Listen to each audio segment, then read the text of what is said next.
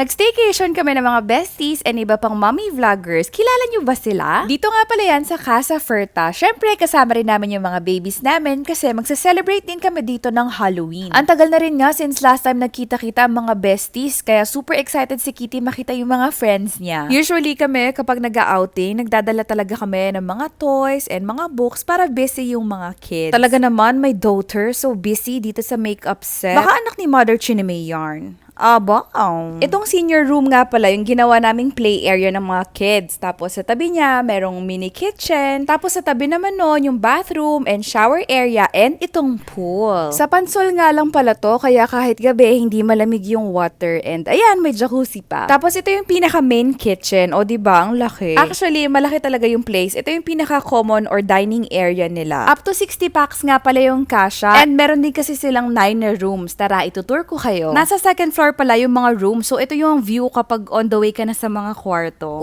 Say hi muna kayo kay Papa A. Dito nga pala yung grilling area. Tapos, ito naman yung room namin. Na-amaze nga ako kasi parang ang exotic ng look. Actually, yung buong resort, Balinese daw yung theme niya. Tapos, per room, merong CR, TV, and Wi-Fi sa buong lugar. Punta naman tayo sa pinaka-favorite part ko ng resort, which is yung third floor kasi andun yung recreation area. So, ayan, merong table tennis, billiards, and foosball. Per floor din pala merong designated smoking area. Hindi ko pala nakuhanan pero meron din palang darts tapos may isa pang room dito and sinilip namin karaoke room pala siya. Actually dun sa common area sa ground floor may karaoke din dun. Pero mas bet ko dito kasi may pa-blue ng ilaw. Anyway, sa part 2 na lang yung mga kaganapan pero andito na sila Mommy Ju and Franco and Mommy Eli and Aki. Tapos nakakatawa nga, ganito daw kapag nag-meet yung mga content creators, lahat may hawak na phone.